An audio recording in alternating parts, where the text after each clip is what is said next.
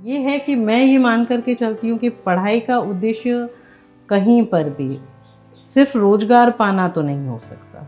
पढ़ाई का उद्देश्य होता है कि हम हमको सोचना क्या है, किस तरह से सोचना है, हम ये चीज़ सोच पाएँ। अमूमन अब ये है कि पेरेंट्स ये मान कर के चलने लगे हैं कि लड़के तो फिर भी खेतीबाड़ी संभाल लेंगे, पर लड़कियों को हमने अगर नहीं पढ़ाया लिखाया और उनके साथ में कुछ समस्या हुई तो वहाँ पर उनका पढ़ा लिखा होना ज़रूरी है। तो पढ़ाई चाहे लड़कियाँ करें या लड़के करें, उसका एकमात्र उद्देश्य जो है वो दिमाग की खिड़कियाँ खोलना होना चाहिए।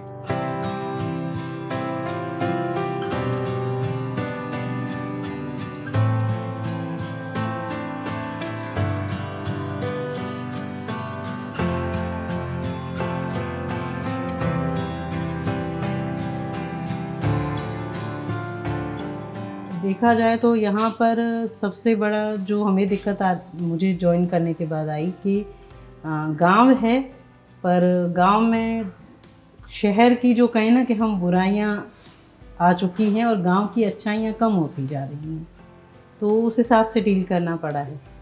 अधिकतर एक बतौर प्रिंसिपल मैं भी कहीं ना कहीं हमारा उद्देश्य तो ये रहता है कि स्कूल में भौतिक व्यवस्थाओं में गांव वाले लोग, अभिभावक वो जुड़े रहें। पर सरकारी स्कूलों में अधिकतर बच्चे इस तरह के आते हैं जिनके इकोनॉमिकल बैकग्राउंड बहुत अच्छे नहीं होते, पर गांव में ऐसे लोग भी मौजूद होते हैं जिनके इकोनॉमिकली बहुत स्ट्रांग होते हैं। तो दोनों को साथ में लेकर के साथ काम चले। पेरेंट्स से मेरा सिर्फ इतना ही एक अपेक्षा रहती है कि वे बच्चों को नियमित स्कूल भेजने के साथ साथ दिन का अगर 1 घंटा भी बच्चों को दे देते हैं, हमारे बच्चे बेटा तुमने स्कूल में क्या किया, इसको सुनने का भी दे देना, तो किसी भी बच्चे का जीवन बनाने के लिए इतना काफ़ी है। मैं एक एग्जांपल देती हूँ। आपके बच्चे जब जन्म लेता है, साल भर का 1.5 साल का बोलना शुरू करता है ना, पूरा घर उसको पढ़ाना शुरू कर देता है। ए फॉर एप्पल बोलो, 1 2 3 4 बोलो, जॉनी जॉनी बोलो, मछली जल की रानी बोलो। स्कूल भेजते हैं, उसके बाद में सब खत्म। बच्चा स्कूल में क्या पढ़ रहा है, कितना पढ़ रहा है, ज़्यादा से ज़्यादा ट्यूशन लगवा दो, ये काम नहीं चलेगा। जब तक घर एक लर्निंग सेंटर के रूप में डेवलप नहीं होंगे ना, तब तक एजुकेशन सिस्टम जो हम चाह रहे हैं ना, वो एजुकेशन सिस्टम सिर्फ किताबों में रह जाएगा। जब से मैम आई है तब से लोगों में भी काफ़ी वो आई है कि नहीं, ये स्कूल हमारा है, हमारे खुद के ही बेटे बेटियां पढ़ते हैं। तो मतलब आके जैसे कोई गामासा है वो भी मतलब पूरे दिल से मतलब वो कि हमारी स्कूल में हमारे बेटे पढ़ते हैं तो पूरा सपोर्ट करते हैं। गांव वाले भी सपोर्ट करते हैं। प्राइवेट स्कूल से तो बेटर मुझे ये सरकारी स्कूल लगता है।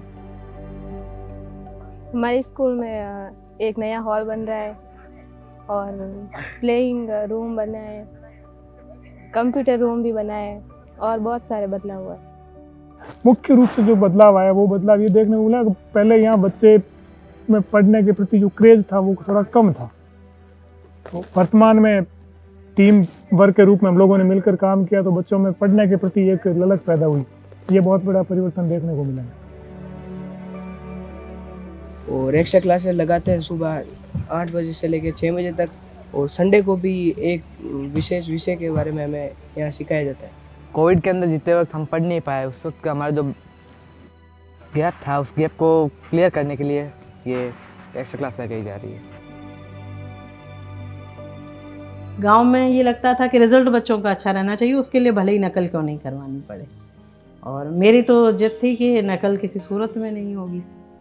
तो एक बार कुछ गांव के 4-5 लोग आ भी गए थे, उनको समझाया भी कि आज तो बच्चे नकल से पास होना सीख रहे हैं, फर्जीवाड़ा सीख रहे हैं, कल को आपकी ज़मीन बेच देंगे, आपको पता भी नहीं चलेगा। तब आप हमें गालियाँ निकालोगे कि अगर ये फर्जीवाड़ा स्कूल में नहीं सीखे होते तो ऐसा क्यों करते। पर एक क्षणिक लाभ के लिए दूर की हानि होना वो उचित नहीं है। बच्चे मेहनत करना सीख रहे हैं। आज जिस स्थिति पे हूँ, जिस पोजीशन में हूँ, गजेटेड ऑफिसर हूँ, एक स्कूल की प्रिंसिपल हूँ, अपनी बात कहने के लिए मेरे पास में है कि मेरी द्वारा कही गई बात 4 लोग सुने, और यही नहीं पढ़ी होती तो कोई मुझे पूछता भी नहीं।